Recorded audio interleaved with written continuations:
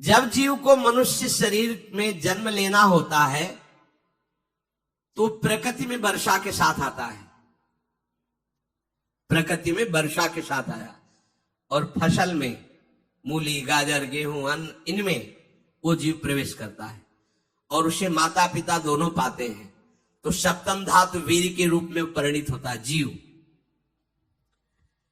वो वीर कण के रूप में माता के उदर में जब प्रवेश करता है तो एक रात्रि में मां का और पिता का दोनों का वो जो वीर मिलता है, उस रज और वीर के मिलने से एक कलल सा बनता है। 5 रात्रि व्यतीत होने के बाद एक बुदबुदा सा बनता है। 10 रात्रि व्यतीत होने के बाद एक बेर की सी आकृति होती है। फिर उसके बाद उसमें धीरे धीरे मांसपेशियां बढ़ने लगती हैं।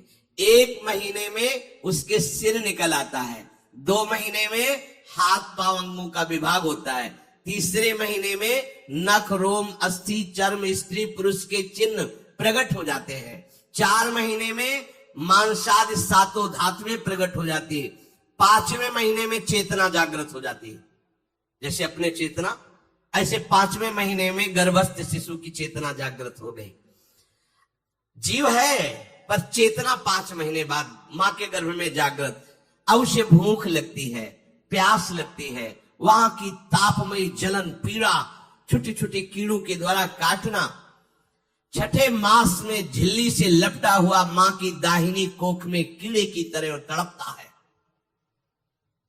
उस समय माता को कड़वे और खट्टे पानी की लालसा होती है जिससे उसके अंगों में जाकर भयंकर जलन होती है। यह है भोग। वो कृमि कीड़े की तरह तड़पता है। मलमूत्र के गड्ढे में बीच में झिल्ली में बंधा हुआ वो जीवात्मा सुकुमार तो होता है, वहां के कीड़े उसे नोचते हैं छोटे छोटे, वो तड़पता है। माता प्रसन्न होती कि जब बच्चा हिलता है बोले है, उसकी दुर्गति हो रही, वहां भयंकर कष्ट पा रहा है। ऐसा क्लेश होता है कि क्षण क्षण में बेहोश होता रहता है। माता के खाए हुए कड़वे तीखे गरम नमकीन रूखे खट्टे यही पदार्थ पाने की इच्छा होती है माता, क्योंकि उसको भोग भोगना है। उसके कोमल शरीर में भयानक पीड़ा होती है जब माता ऐसे पदार्थ खाती है। गर्भाशय की झिल्ली में लिपटा हुआ, आंतों और मलमूत्र से घिरा हुआ सिर, पेट की और पीठ और गर्दन एक कुंडलाकार ऐसे कंकण जैसा ऐसी आकृति गर्भस्थ शिशु की होती है।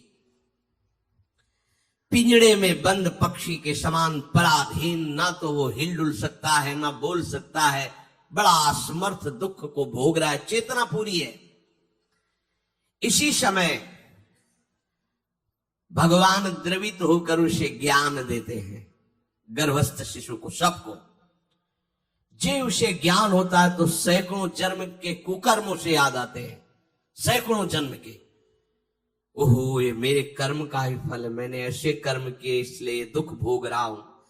बेचैन हो जाता है, कैसे निपट पाऊंगा, सैकड़ों जन्म के कर्म जमा है। अब महान अशांति उसके हृदय में, उस शरीर में भयंकर पीड़ा। कुंडलाकार शरीर है, हिल भी नहीं सकता है, बस कीड़े काटते, बड़ी तड़पन, बड़ी जलन, भूख प्यास की जलन। अब एक और भयानक जलन हुई, उसे स्मरण हो जाता है कई जन्मों के, सैकड़ों जन्मों के पाप कर्मों का। 7वां महीना आरंभ हुआ कि ज्ञान का उन्मेष हो गया। अब प्रसूति वायु उसे चला रही है, तड़पता है वो। सप्त धातु में स्थूल शरीर से बंधा हुआ वो जीव भयभीत होकर के पुकारता है, अगर कोई भगवान है तो एक बार मुझे यहां से निकाल दे। वो विनय करता है भगवान से, कोई अगर भगवान है जिसने मुझे इस बंधन में डाला है, एक बार निकाल दे, यहां से जाके केवल भजन करूंगा। जीव कहता, जंतुरुवाच तस्योपशन्नमवितुम जगदिच्छयात् नाना तनोर्भुवि चलच्चरणारविंदम सोहम ब्रजामि शरणम रकुतो भयम में एने दृशी गतिरदर्श सतोनुरूपा। हे प्रभु, मैं बड़ा अधम हूं। ये ज्ञान भगवान की तरफ से गर्भस्थ शिशु को होता है। देखो, स्वयं वो इतना कष्ट पा रहा है, फिर जब आप गर्भ हत्या करते हैं तो आपका पाप कितना बड़ा होगा सोचो। सब माताओं से विनय है, संयम से रहो, सावधान रहो। ये हत्या ऐसी नहीं कि तुम्हारे दान पुण्य से क्षमा हो जाएगी। ये जो भ्रूण हत्या है, गर्भ हत्या है, बहुत बड़ा पाप है। आप लोग अज्ञान के कारण इसको ध्यान नहीं देते, इसे खिलवाड़ समझते हो। कितना ज्ञान है। बेटी ही मां है, बेटी ही बहन है, बेटी ही पत्नी बनती है, बेटी ही किसी के जीवन को धारण करने वाली बनती है। और आपने गर्भ में देख लिया बेटी है, तुम स्वयं मां होकर उसका साथ दे रहे हो, उसका नष्ट करने के लिए।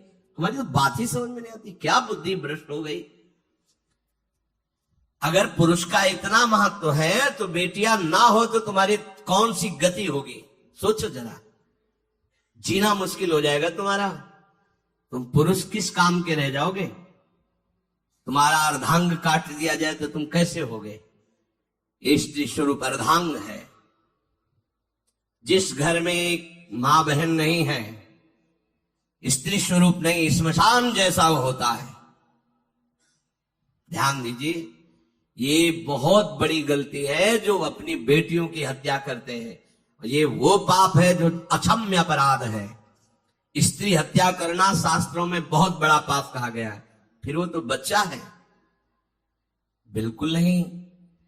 जिनसे हो गया है, श्रीमद् भागवत का सप्ताह मूल संस्कृत से सुनो और भगवान से प्रायश्चित प्रार्थना करो कि हे नाथ, भूल से गलती हो गई, दूसरा कोई उपाय नहीं। ध्यान से समझ लीजिए, तुम्हारे भ्रूण हत्या गर्भ हत्या के पाप को नष्ट करने में एकमात्र श्रीमद् भागवत समर्थ है, दूसरा कोई नहीं।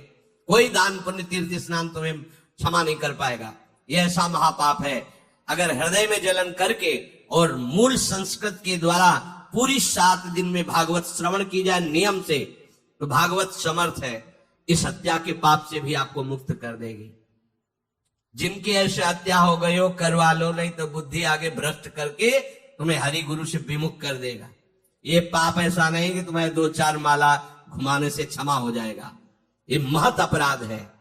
सबकी समझ में नहीं आता, समझ जाओ, नहीं तो आप जहां भी हो वहीं से भ्रष्ट कर देगा। ये अपराध नष्ट नहीं होगा, श्रीमद् भागवत की कृपा से नष्ट हो जाएगा। यह हमें बहुत विश्वास है। श्रीमद् भागवत सप्ताह की यह है ही महामहिम। प्रीत योनि को प्राप्त धुंधकारी को सीधे भगवत पार्षद स्वरूप देकर परम पद में आरूढ़ कर दिया। केवल 7 दिन की मूल संस्कृत एक भी श्लोक नहीं छूटना चाहिए। अगर सप्ताहिकी का प्राण हो तो इस भ्रूण हत्या गर्भ हत्या से भी निवृत्ति मिल जाए। अब वो जीव भगवान को पुकारता है, मैं बड़ा नीच अधम हूं। आहा, भगवान आपने जो मुझे गति दिखाई तो मेरे कर्म के अनुसार ही है, आपका इसमें कोई दोष नहीं। हम लोग जब कष्ट भोगते तो भगवान से कहते हैं हमने तुम्हारा क्या बिगाड़ा। भगवान ने नहीं बिगाड़ा, तू खुद देख क्या बिगाड़ लिया अपना। करो पापाचरण। अब देखो, हमने तो जीवन में कोई पाप नहीं किया और कितने गर्भ हत्या की है, कितनी खिलवाड़ समझे हो। ये बिल्कुल भयावह चीज है। आप लोगों को नहीं, हम बार बार इसीलिए कह रहे कि भयावह वस्तु है, तुम्हें बहुत ऊंचाई से घसीट के भ्रष्ट कर देगी। बहुत होश में हो, भूल के कभी ऐसा न करना जहां तक हमारी आवाज पहुंचे, जहां तक सुनाई दे। गर्भ हत्या मत करना, संयम से रहो। इस तरह का व्यवहार मत करो कि तुम्हारा मनुष्य जन्म ही व्यर्थ चला जाए। इसमें तीनों को बराबर दंड मिलेगा। गर्भ हत्या कराने वाला, गर्भ हत्या की प्रेरणा देने वाला और गर्भ हत्या में सहयोग देने वाला, जो औषधि डॉक्टर या जो भी, तीनों को दुर्गति होगी। माता पिता प्रेरक और कर्ता। ऐसा नहीं कि आप डॉक्टर हो तो आपको गर्भ हत्या करने का अधिकार नहीं। आप डॉक्टर हो दूसरे के शरीर को स्वस्थ करके निरोग करने के लिए, हत्या करने के लिए नहीं। कोई भी हमारा संविधान ऐसा आदेश नहीं करता कि आप गर्भ हत्या कर दो, ना भागवतिक और ना भारतीय संविधान ऐसा संविधान आदेश नहीं करता।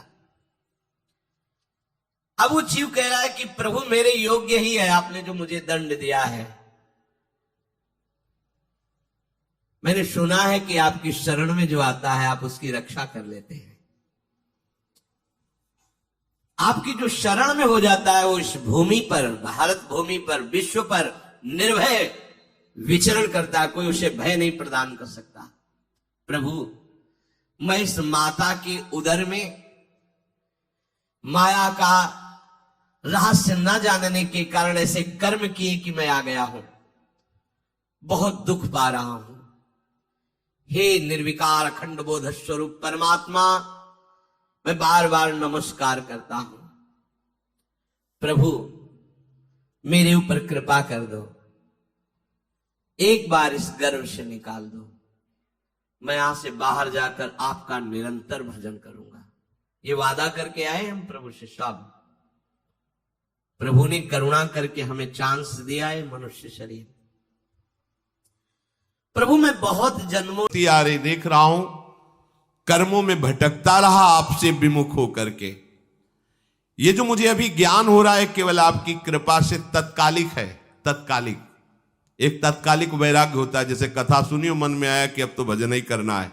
ये तत्कालिक है, स्थायी नहीं है। इसे स्थायी बनाओ। प्रभु आप अंतर्यामी हो, आप सब कुछ जान रहे हो। तीनों तापों की शांति के लिए भक्तजन आपका भजन करते हैं। मैं देहधारी होकर जीव माता के उदर में मलमूत्र से रुधिर की झिल्ली में फंसा हुआ माता की जठराग्नि के ताप से जल रहा हूं।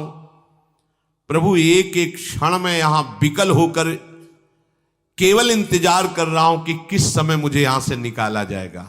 दीन बंधु, यहां से कब मैं निकलूंगा।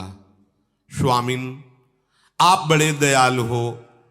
आप जैसे उदार प्रभु ने मुझ गर्भस्थ शिशु को ये ज्ञान दिया। हे दीन बंधु, आप अपनी कृपा से प्रसन्न हो जाइए। प्रभु एक बार निकाल दीजिए, मैं ऐसा भजन करूंगा कि दोबारा संसार के दुख में नहीं आऊंगा। कपिल भगवान कहते हैं, हे माता, वो गर्भस्थ बालक शिशु भगवान से प्रार्थना करता है, भगवान का आदेश होता है, तत्काल प्रसव वायु धक्का मारती है। जे ही प्रसव वायु धक्का मारती तो उसको ऐसा भयंकर कष्ट होता है, जैसा पीछे लिखा है कि जैसे जिंदा किसी की चमड़ी उतारी जाए, ऐसा मां के गर्भ से निकलते समय उसे कष्ट होता है। वो अत्यंत कष्ट से व्याकुल होता है। उसी समय उसका वो ज्ञान नष्ट हो जाता है जो भगवान ने दिया था। उस समय उसकी श्वास की गति रुक जाती, जैसे किसी का गला दबा दिया जाए तो कैसा लगेगा। ऐसे ही पूरी की पूरी भागवती की स्मृति नष्ट हो गई। होश आया तब देखा कि वो बाहर पड़ा हुआ है, माता के उस मलमूत्र में सना हुआ बिष्ठे की कीड़े की तरह। गर्भवास में जो दिव्य ज्ञान प्रकट हुआ था भगवान की कृपा से, वो सब नष्ट हो गया। भूमि परत भा ढाबर पानी, तिम जीवे माया लपटानी। चेतन आई तो रोने लगा। वो ज्ञान कहां गया, वो ज्ञानदाता कहां गया। वो कहता कहां कहां, बोले थाली बजाओ, बच्चा हुआ है। और वो तो रो रहा है कि कहां, वो ज्ञान कहां गया जिसके बल से मैं कह रहा था कि बाहर निकाल दो, मैं आपका भजन करूंगा। सब खत्म ज्ञान। जो लोग उसका अभिप्राय नहीं समझते, वो उत्सव मनाते हैं। बालक हुआ है, वो रो रहा है, वो कहां गया ज्ञान, कहां कहां कहां। छोटा बालक यही रोक कहता कहां। अभी जो ज्ञान उत्पन्न हुआ था, जो अभी भगवान का बोध हुआ था, वो कहां गया, कहां गया। घर परिवार के लोग उसका पालन पोषण करते रहते हैं, उसमें कोई निषेध करने की शक्ति नहीं हो रही। मच्छर काट रहा है, दुख हो रहा है, हटा नहीं सकता बालक। उस जीव को शिशु अवस्था में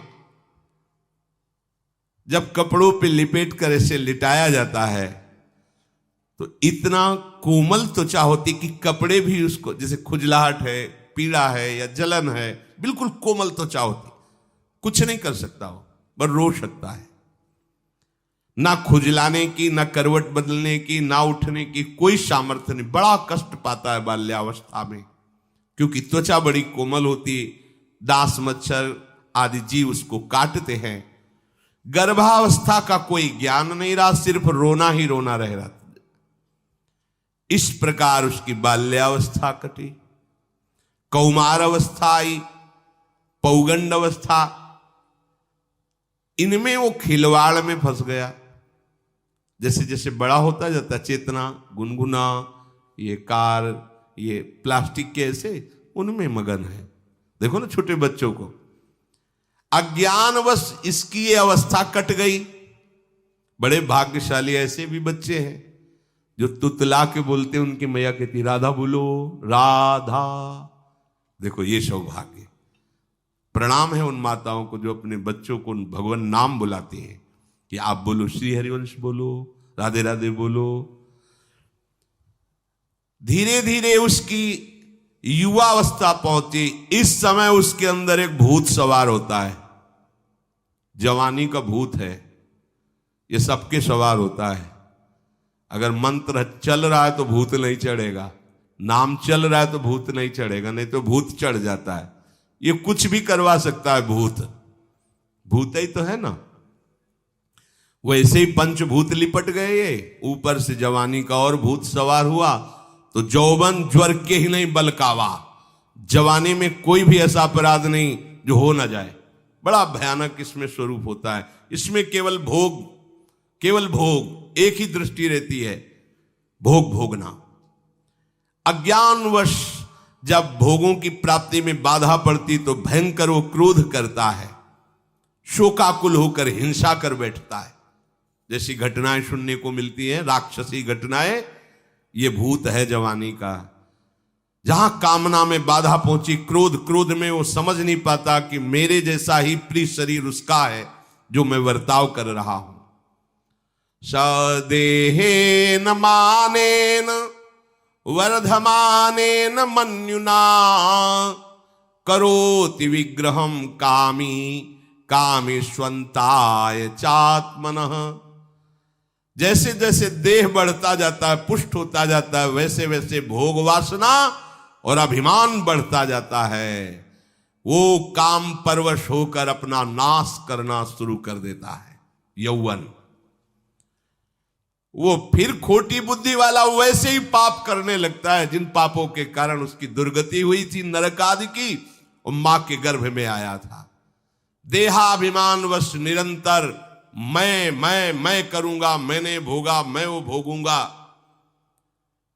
उसे ये ज्ञान नहीं रहता कि मैं वादा करके आया हूं कि भजन करूंगा और इस संसार से मुक्त हो जाऊंगा। भूल गया। इसी शरीर से उसको फिर भयंकर कष्ट भोगने पड़ेंगे। इसी का नाम संसार चक्र है। अगर कहीं उसे सत्संग मिल जाए, सन्मार्ग में चल दे, तो माया भेजती है दो प्रकार के लोग उनको भ्रष्ट करने के लिए। एक जिह्वा रसेंद्री को और एक उपस्थेंद्री जनेंद्री के भोगों का समागम भेजती है। फ्री भोगो, ध्यान रखना, शास्त्र है, सत्य एक एक अक्षर है। जब किसी को सत्संग मिल जाता है तो सत्संग का प्रभाव होता है भगवत मार्ग में रुचि पैदा करना, प्रभु अच्छे लगना, प्रभु का नाम जप करना, सत्य मार्ग में चलना। जब तुम सतमार्ग में चलोगे तो दो प्रकार के लोग भेजे जाएंगे। बढ़िया हलवा, बढ़िया खीर, रबड़ी, लो प्रभु, पाओ, आरोगो। रसेंद्री और फिर जनेंद्री, फ्री, कोई परेशानी नहीं, भोगिए आप। फिर वो ऐसे विषयी पुरुषों का संग करके वैसे ही पहले की तरह फिर पाप करने लगता है। बहुत होश में, बहुत होश में। इनको ऐसे लोगों का संग कराया जाता है जिससे सत्य, शौच, पवित्रता, दया, संयम, लज्जा, क्षमा, यश, मन इंद्री का संयम, ये सब सद्गुण नष्ट हो जाएं, ऐसे लोगों का संग कराया जाता है।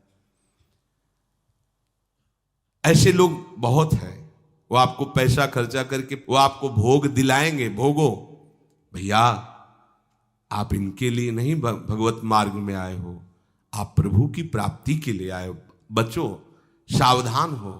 ये देखो शास्त्र कह रहा है रसेंद्री और जनेंद्री दो की सुविधा देने वाले लोग मिल जाएंगे। अत्यंत शोचनीय मूढ़ देहात्मदर्शी ऐसे असत पुरुषों का संग करके भ्रष्ट हो जाता है। अच्छा, वो आग लगा दिए, वो चल दिए, फिर नहीं देंगे। कुछ लोग ऐसे होते हैं कि 10 दिन अपने पैसे से आपको नशा करवाएंगे, फिर इसके बाद तुम्हें उनके पैरों में गिरना पड़ेगा, फिर मांगने से भी नहीं देंगे, पहले फिर ही देंगे। आदत बिगड़ गई। ऐसे लोग मिलेंगे, मुस्कुराएंगे, हंसेंगे, आपको गले लगाएंगे, आपको लगेगा जीवन का सार मिल गया, फिर इसके बाद जूते चलाएंगे, गली में नहीं देखने देंगे। अब तुम्हारी वृत्ति बिगड़ गई, तुम उधर ही ताको, होश में होश में। इस जीव को किसी और के संग से ऐसा बंधन, ऐसा मोह नहीं होता जैसा कामिनियों के संग से होता है। भगवान कपिल देव जी कह रहे हैं, न तथास्य भवेन्मोहो बंधश्चान्य प्रसंगतः योषित संज्ञाद यथा पुरुषो यथा तत्संग संगता। कामी पुरुषों का, कामिनियों का संग जैसा परमार्थ भ्रष्ट करता है वैसा और किसी से नहीं हो सकता। इसलिए तुम इतना अपने को मत साधक समझ लो कि हमारा कौन बिगाड़ सकता है। उदाहरण में दे रहे, प्रजापति स्वाम दुहितरम दृष्ट्वा तद्रूप धर्षितः रोहित भूताम शोनवधा वृक्ष रूपी हतत्रपहा। स्वयं प्रजापति भगवान ब्रह्मा जी ने अपनी पुत्री को जब देखा, प्रसंग आता है, सरस्वती जी, बहुत सुंदर सरस्वती जी है, तो अपने को संभाल न सके। उनके रूप लावण्य और यौवन के स्वरूप को देखकर भगवान ब्रह्मा जी आकर्षित हो गए। इसलिए दूसरों की तो बात ही क्या है, हम सब ब्रह्मा के ही बनाए हुए हैं, वो आकर्षित हो गए। इसलिए बलम में पश्चिमाया स्त्री मैया जैनो दिशाम या करोति पदाक्रांतान भूर्विजंभेण केवलम। जब जीव को मनुष्य शरीर में जन्म लेना होता है तो प्रकृति में वर्षा के साथ आता है, प्रकृति में वर्षा के साथ आया, और फसल में मूली, गाजर, गेहूं, अन्न, इनमें वो जीव प्रवेश करता है और उसे माता पिता दोनों पाते हैं। तो सप्तम धातु वीर के रूप में परिणित होता है जीव। वो वीर कण के रूप में माता के उदर में जब प्रवेश करता है तो एक रात्रि में मां का और पिता का, दोनों का वो जो वीर मिलता है, उस रज और वीर के मिलने से एक कलल सा बनता है। 5 रात्रि व्यतीत होने के बाद एक बुदबुदा सा बनता है। 10 रात्रि व्यतीत होने के बाद एक बेर की सी आकृति होती है। फिर उसके बाद उसमें धीरे धीरे मांसपेशियां बढ़ने लगती हैं। 1 महीने में उसके सिर निकल आता है, 2 महीने में हाथ पांव अंगों का विभाग होता है, 3रे महीने में नख, रोम, अस्थि, चर्म, स्त्री पुरुष के चिन्ह प्रकट हो जाते हैं। 4 महीने में मांसादि 7 धातुएं प्रकट हो जाती है। 5वें महीने में चेतना जागृत हो जाती है। जैसे अपने चेतना, ऐसे 5वें महीने में गर्भस्थ शिशु की चेतना जागृत हो गई। जीव है पर चेतना 5 महीने बाद मां के गर्भ में जागृत। अब उसे भूख लगती है, प्यास लगती है, वहां की तापमयी जलन, पीड़ा, छोटे छोटे कीड़ों के द्वारा काटना। 6ठे मास में झिल्ली से लपटा हुआ मां की दाहिनी कोख में कीड़े की तरह तड़पता है। उस समय माता को कड़वे और खट्टे पानी की लालसा होती है, जिससे उसके अंगों में जाकर भयंकर जलन होती है। यह है भोग। वो कृमि कीड़े की तरह तड़पता है। मलमूत्र के गड्ढे में बीच में झिल्ली में बंधा हुआ वो जीवात्मा सुकुमार तो होता है, वहां के कीड़े उसे नोचते हैं, छोटे छोटे वो तड़पता है। माता प्रसन्न होती कि जब बच्चा हिलता है, बोले है उसकी दुर्गति हो रही, वहां भयंकर कष्ट पा रहा है। ऐसा क्लेश होता है कि क्षण क्षण में बेहोश होता रहता है। माता के खाए हुए कड़वे, तीखे, गरम, नमकीन, रूखे, खट्टे, यही पदार्थ पाने की इच्छा होती है माता, क्योंकि उसको भोग भोगना है। उसके कोमल शरीर में भयानक पीड़ा होती है जब माता ऐसे पदार्थ खाती है। गर्भाशय की झिल्ली में लिपटा हुआ, आंतों और मलमूत्र से घिरा हुआ सिर, पेट की और पीठ और गर्दन एक कुंडलाकार, ऐसे कंकण जैसा, ऐसी आकृति गर्भस्थ शिशु की होती है। पिंजड़े में बंद पक्षी के समान पराधीन, ना तो वो हिल डुल सकता है, ना बोल सकता है। बड़ा असमर्थ दुख को भोग रहा है, चेतना पूरी है। इसी समय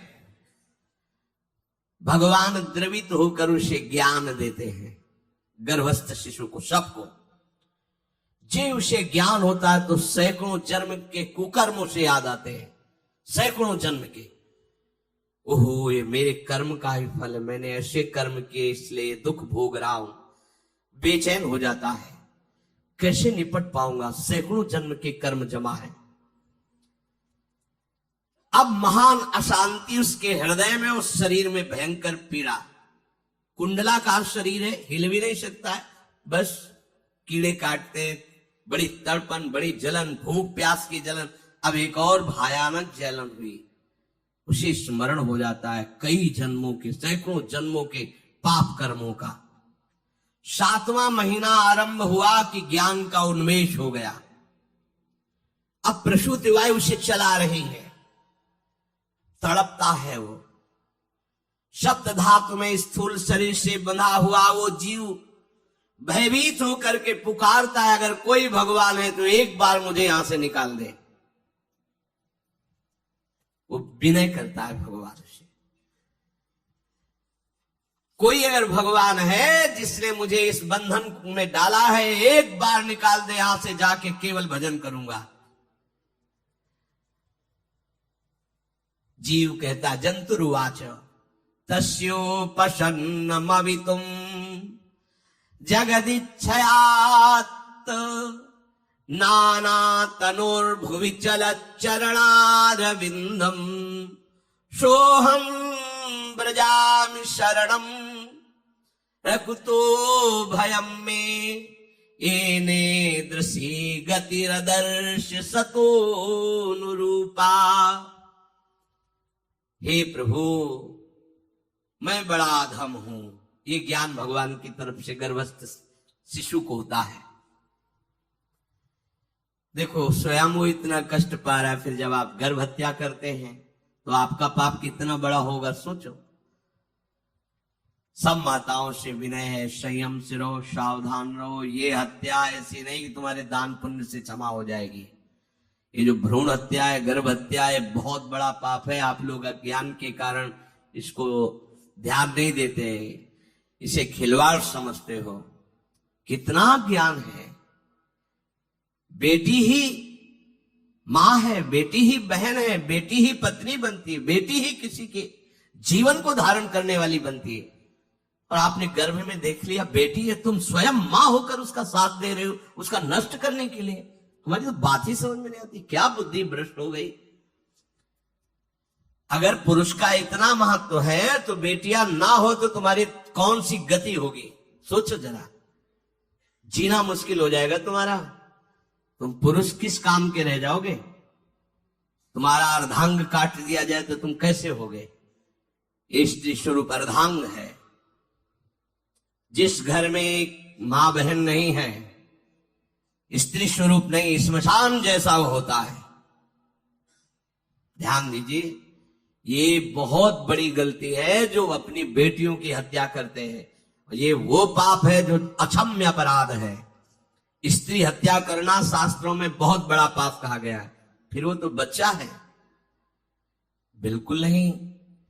जिनसे हो गया है, श्रीमद् भागवत का सप्ताह मूल संस्कृत से सुनो और भगवान से प्रायश्चित प्रार्थना करो कि हे नाथ, भूल से गलती हो गई, दूसरा कोई उपाय नहीं। ध्यान से समझ लीजिए, तुम्हारे भ्रूण हत्या गर्भ हत्या के पाप को नष्ट करने में एकमात्र श्रीमद् भागवत समर्थ है, दूसरा कोई नहीं। कोई दान पुण्य तीर्थ स्नान तुम्हें क्षमा नहीं कर पाएगा। यह ऐसा महापाप है। अगर हृदय में जलन करके और मूल संस्कृत के द्वारा पूरी 7 दिन में भागवत श्रवण की जाए नियम से, तो भागवत समर्थ है, इस हत्या के पाप से भी आपको मुक्त कर देगी। जिनकी ऐसे हत्या हो गई हो करवा लो, नहीं तो बुद्धि आगे भ्रष्ट करके तुम्हें हरि गुरु से विमुख कर देगा।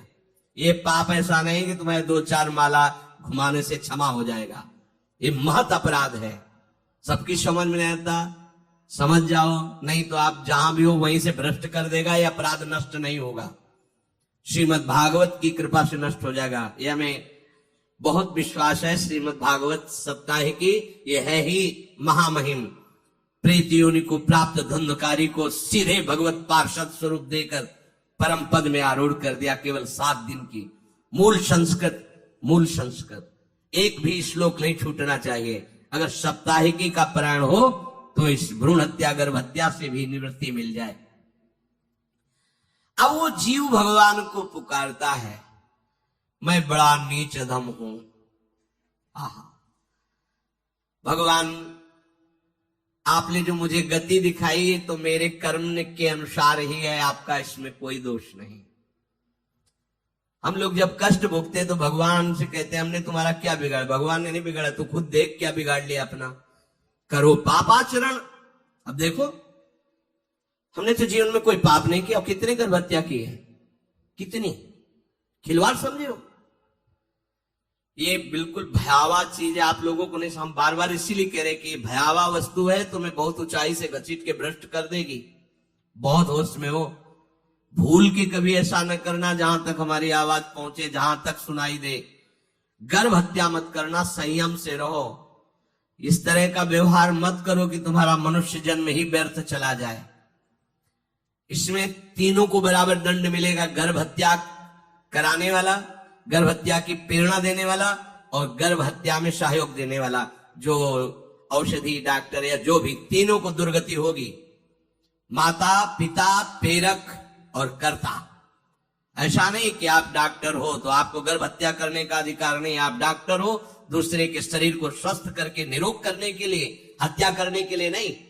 कोई भी हमारा संविधान ऐसा आदेश नहीं करता कि आप गर्भ हत्या कर दो। ना भागवतिक और ना भारतीय संविधान ऐसा संविधान आदेश नहीं करता। अब वो जीव कह रहा है कि प्रभु मेरे योग्य ही है, आपने जो मुझे दंड दिया है। मैंने सुना है कि आपकी शरण में जो आता है आप उसकी रक्षा कर लेते हैं। आपकी जो शरण में हो जाता है वो इस भूमि पर, भारत भूमि पर, विश्व पर निर्भय विचरण करता है। कोई उसे भय नहीं प्रदान कर सकता। प्रभु, मैं इस माता के उदर में माया का रहस्य न जानने के कारण ऐसे कर्म किए कि मैं आ गया हूं। बहुत दुख पा रहा हूं। हे निर्विकार अखंड बोध स्वरूप परमात्मा, मैं बार बार नमस्कार करता हूं। प्रभु, मेरे ऊपर कृपा कर दो, एक बार इस गर्भ से निकाल दो। मैं यहां से बाहर जाकर आपका निरंतर भजन करूंगा। ये वादा करके आए हम प्रभु से सब।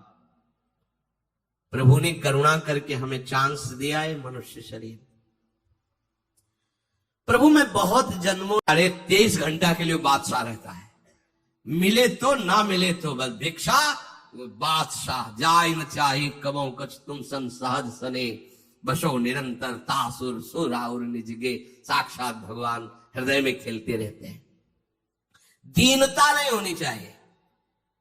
ये भागवतिक दैन्यता अलग है, ये दरिद्रता रूपी दीनता नहीं होनी चाहिए कि ठंडी लग रही कपड़ा दे दो, देखो हमें तीर्थ यात्रा करनी पैसा दे दो, हमें यज्ञ कर। कौन सी यज्ञ करनी तुम्हें? कौन सी यज्ञ? श्वासों को बोलो राधा राधा राधा, एक एक श्वास की आहुति, इससे बड़ी कोई यज्ञ होगी? पूरा जीवन समर्पित, इससे बड़ा कोई तीर्थ होगा? अरे जहां चरण रख दे वहां तीर्थ प्रकट हो जाए, ऐसी भक्ति की महिमा होती। तीर्थ ही कुर्वन्ति तीर्थानि। ये दीनता नहीं होती साधुओं में, पाखंड में होती है। दीनता साधुता में नहीं होती। इस विषय की ये दे दो बाबूजी, धिक्कार है, धिक्कार है। कहा वह मोर दासा करे तुच्छ नरन के आशा, तो कहो कहां रहा विश्वासा। जिसने बिना किसी सहयोग के 1 सेकंड में अनंत ब्रह्मांडों को रच दिया, वो हमारे स्वामी है। इसके बाद तुम ऐसे मानते घूमो, कहां दासता रही। भय, जिसके भय से मृत्यु भी भयभीत होकर काम कर रही, जिसके भय से सूर्य चंद्र प्रकाशित हो रहे, जिसके भय से पृथ्वी जल में नहीं डूब रही, वो हमारा स्वामी है। फिर हमें भय किससे? मोह, चराचर जगत मेरे प्रभु का अंश, बस इस बात से प्रीति है, कोई शारीरिक संबंध से नहीं, माता पिता भाई बंधु नहीं। हमारा संबंध नाते नेह राम के मनियत सुरत सुदेव, जहां लो जितने भी संबंध है केवल आराध्य देव के संबंध से। बस निसंग भाव से वो फिर भगवत प्राप्त हो जाता है। ये सावधानी रखनी, निसंग भाव, कोई मित्र नहीं, कोई शत्रु नहीं। इस माया में संसार से मुक्त होने का यही उपाय है। भय नहीं, दीनता नहीं, मोह नहीं, किसी का संग नहीं, अपने श्यामा श्याम श्यामा श्याम श्यामा श्याम, उनके नाम के, उनके आश्रित। वो आगे से आगे ऐसा दुलार करते हैं, आपको सोचना ही नहीं पड़ेगा। जैसे माँ को पता है बाल भोग कब कराना है बच्चे को, कौन सी पोशाक धारण करानी है, कहाँ उसको खेलने ले जाना है, ऐसे ही हमारे प्रियालाल को पता है ये दास है, इसको कब क्या। सच्ची मानिए, आगे से आगे व्यवस्था उनकी। आश्चर्य में हो जाओगे आप जब अपना अहंकार उनको समर्पित कर दोगे। हम अहंकारी जीव अपने अहंकार के कारण धक्का खाते घूम रहे, नहीं, अखिल कोटि ब्रह्मांडों का सृजन करने वाला प्रभु है। 4 लाख योजन का एक पहाड़ केवल है, सोने का, प्योर सोने का, मिलावट नहीं। 4 लाख योजन, 1 योजन 4 कोस, 1 कोस 3 किलोमीटर, कितना एक से एक रत्न इस पृथ्वी में है। ऐसे मालिक के गुलाम हो, ऐसे हाथ फैलाते घूमो। राधा राधा। इस शरीर को बहुत ध्यान से सुन लो, जो इस शरीर को निक्षेप माने धरोहर होता है, धरोहर की भांति। जैसे हम तुम्हें दे दें कि 500 रुपए रख लो, हमें जब काम लगेगा ले लेंगे, तो 500 रुपए रखे आपकी जेब में, लेकिन आप कभी उसे अपना नहीं मानेंगे। अगर कभी आवश्यकता पड़ी, किसी ने बताया कि 500 रुपए आपकी जेब में, नहीं नहीं नहीं, वो तो धरोहर है। जब वो मांग लेंगे तो उनको हम खर्चा, धरोहर का खर्चा स्वयं में नहीं किया जाता। ईमानदार आदमी धरोहर को जैसे रखा वही, ये नहीं कि हम 500 खर्चा कर लेते हैं फिर कमा के 500 दे देंगे, नहीं, वही सेम टू सेम वैसे ही वापस होगा। तो ये शरीर प्रभु की धरोहर है। सुधा निधि में भी एक श्लोक में आया है, ये प्रियाजू की धरोहर है। कबीरदास जी ने कहा है, चदरिया जैसी की तैसी धरि दीनी, जैसी दी थी प्रभु हमने मलिन नहीं की, वैसे की वैसे वापस कर दी, तो क्या होगा उसका परिणाम? मोक्ष, भगवत प्राप्ति। इसे मलिन करने का अधिकार तुम्हें नहीं। ये चदरिया जो मिली है मनुष्य शरीर, ये भगवत प्राप्ति, इसे गंदा मत करो।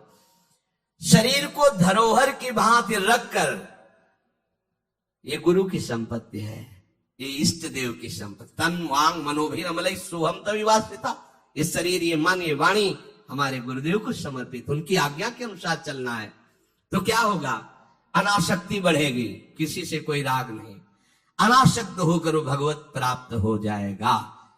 एक ही उपाय समस्त दुखों से बचने का, माम उपेत्य, जो मेरे आश्रित हो गया, मेरा भजन करता है, पुनर्जन्म नहीं होता उसका।